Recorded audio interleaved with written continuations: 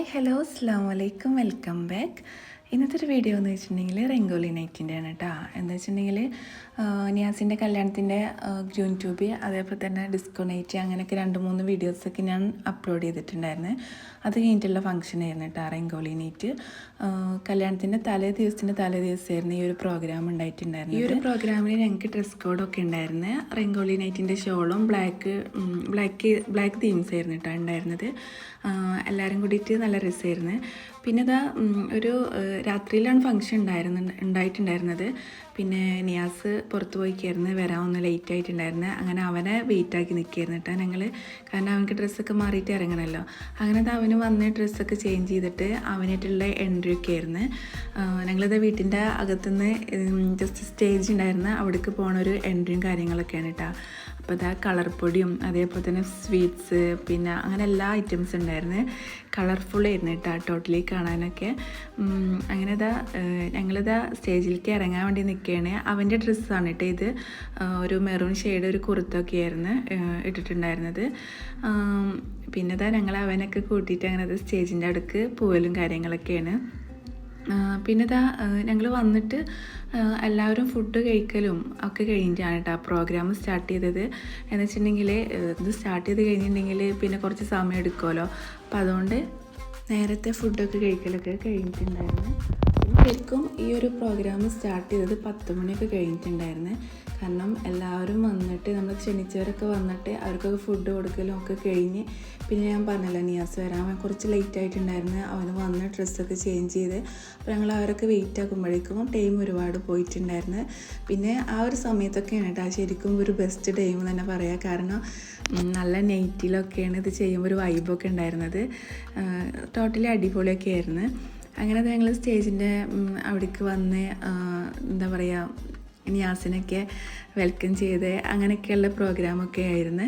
പിന്നെ കളർ പൊടി ഇടലും അങ്ങനെയൊക്കെ ആയിട്ട് നല്ല രസമായിരുന്നു കേട്ടോ. പിന്നെ പാട്ടൊക്കെ ഉണ്ടായിരുന്നു. ഞങ്ങൾ പാട്ടൊക്കെ വെച്ചിട്ട് ഡാൻസൊക്കെ ആയിരുന്നു. പിന്നെ ഇതൊക്കെയാണ് കേട്ടോ സ്വീറ്റ്സ് എല്ലാം വെച്ചിട്ടുണ്ടായിരുന്നത്.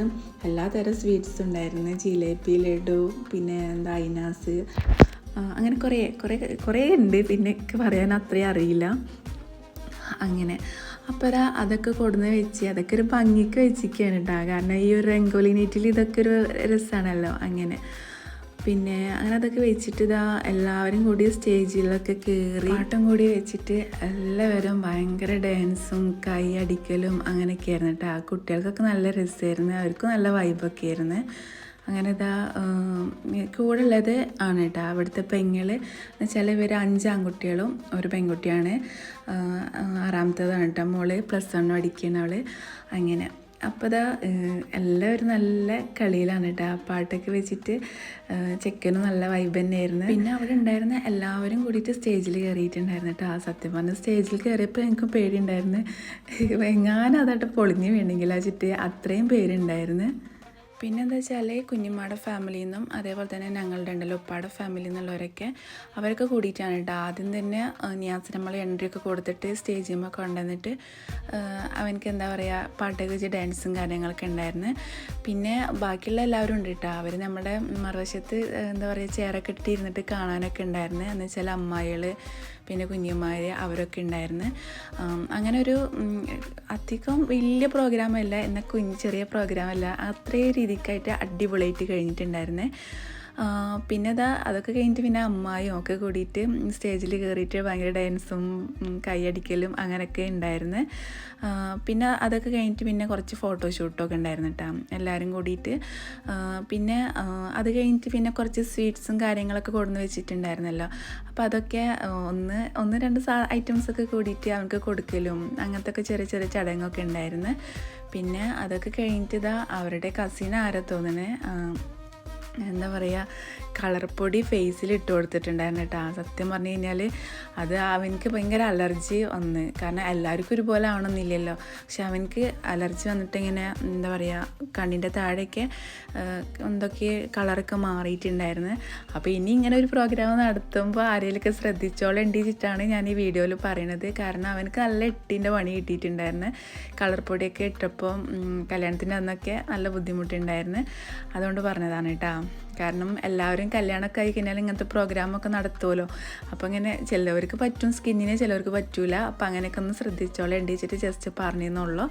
അങ്ങനെ പിന്നെ ഇതാ അവരുടെ ബാക്കിയുള്ള കസിൻസും കാര്യങ്ങളൊക്കെ സ്റ്റേജിൽ വന്നിട്ട് ഫോട്ടോ എടുക്കലൊക്കെയാണ്. ഇതാണ് കേട്ടോ എൻ്റെ കുഞ്ഞിമ്മയും ചെക്കൻ്റെ ഉമ്മയും ഉപ്പിട്ടാ.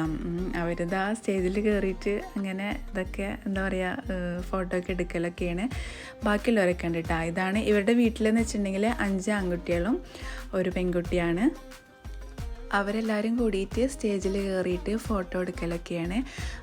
പിന്നെ അതേപോലെ തന്നെ ജസ്റ്റ് സ്വീറ്റ്സ് കൊടുക്കലും അങ്ങനെയൊക്കെ ഉണ്ടായിരുന്നു കേട്ടോ, ചെറിയൊരു ചടങ്ങ്. പിന്നെ ഇത് രണ്ടാമത്തേതാണ് നിയാസ്, മൂത്താളുണ്ട് നിഷാമ, അവൻ്റെ കല്യാണം കഴിഞ്ഞിട്ടുണ്ട്. പിന്നെ രണ്ടാമത്തെ ആളുടെ കല്യാണമാണ് കേട്ടോ. അപ്പോൾ ഈ നടന്നുകൊണ്ടിരിക്കുന്നതൊക്കെ ഈ പരിപാടിയൊക്കെ അങ്ങനെ. പിന്നെ അതൊക്കെ കഴിഞ്ഞിട്ട് വേറൊരു കുഞ്ഞിമ്മയാണ് കേട്ടോ. എന്ന് വെച്ചിട്ടുണ്ടെങ്കിൽ എനിക്ക് 2 ഉപ്പാടെ 2 അനിയന്മാരാണ്. അതിൽ ഒരു നേരെ അനിയൻ്റെ മോൻ്റെ കല്യാണമാണ് ഇപ്പോൾ നടക്കുന്നത്. അപ്പോൾ അതായത് സ്റ്റേജിൽ കയറിയിട്ട് ഫോട്ടോസ് എടുക്കാനൊക്കെ കയറണത് എൻ്റെ താഴെ കുഞ്ഞിമ്മയും കുഞ്ഞിപ്പ അവരുടെ ഫാമിലിയൊക്കെയാണ് കേട്ടോ. അങ്ങനെ അപ്പോൾ അവരൊക്കെ കൂടിയിട്ട് ഫോട്ടോ എടുക്കലും അങ്ങനെയൊക്കെ ആയിരുന്നു. പിന്നെ ശരിക്കും ഈ പ്രോഗ്രാം കഴിയാൻ ഒരു 12-1 മണിയൊക്കെ കഴിഞ്ഞിട്ടുണ്ടായിരുന്നു. കാരണം ഞങ്ങൾ തന്നെ കുറേ ഡാൻസ് കളിച്ചിട്ടും കൈയടിച്ചിട്ടും അങ്ങനെയൊക്കെ ആയിട്ട് കുറേ പ്രോഗ്രാം അങ്ങനെ പോയിട്ടുണ്ടായിരുന്നു. സമയം കുറേ പോയിട്ടുണ്ടായിരുന്നു. അതൊക്കെ കഴിഞ്ഞിട്ടാണ് ഇവരൊക്കെ ഫോട്ടോ എടുക്കാനൊക്കെ കയറിയിട്ടുണ്ടായിരുന്നത്. പിന്നെ എൻ്റെ അമ്മായും കാര്യങ്ങളൊക്കെ ഫോട്ടോ എടുക്കലും ഷൂട്ടൊക്കെ ആയിരുന്നു. അങ്ങനെ ടോട്ടലി പറയുകയാണെങ്കിൽ പ്രോഗ്രാം അടിപൊളിയായിരുന്നു. അത്യാവശ്യം എൻജോയ് ചെയ്തിരിക്കണേ. പിന്നെ 2 ദിവസമായിട്ടുണ്ടായിരുന്നല്ലോ തുടക്കം വെച്ചിട്ടൊക്കെ അങ്ങനെ. അപ്പോൾ ഇതൊക്കെയാണ് റെങ്കോലി നൈറ്റിൻ്റെ വിശേഷങ്ങളും കാര്യങ്ങളൊക്കെ. ഇതൊക്കെ എൻ്റെ കുഞ്ഞിമ്മയുടെ ഫാമിലി പെട്ടവരാണ് കേട്ടോ. ഈ ഫോട്ടോസൊക്കെ എടുക്കുന്നത് കറക്റ്റായിട്ട് പറയാനറിയില്ല, അവരുടെ കസിൻസും കാര്യങ്ങളൊക്കെയാണ് അങ്ങനെ. അപ്പോൾ ഇതൊക്കെയാണ് ഇപ്പോൾ റെങ്കോലി നൈറ്റ് വിശേഷങ്ങളും കാര്യങ്ങളൊക്കെ. വീഡിയോ ഫുള്ളായിട്ട് കണ്ടു നോക്കുക. ഇഷ്ടമാണെങ്കിൽ ലൈക്ക് ആൻഡ് ഷെയർ ചെയ്യുക. ഇനി ഇൻഷാ അല്ലാഹ് നെക്സ്റ്റ് ഒരു വീഡിയോ ആയിട്ട് വരാം. Okay, bye, thank U.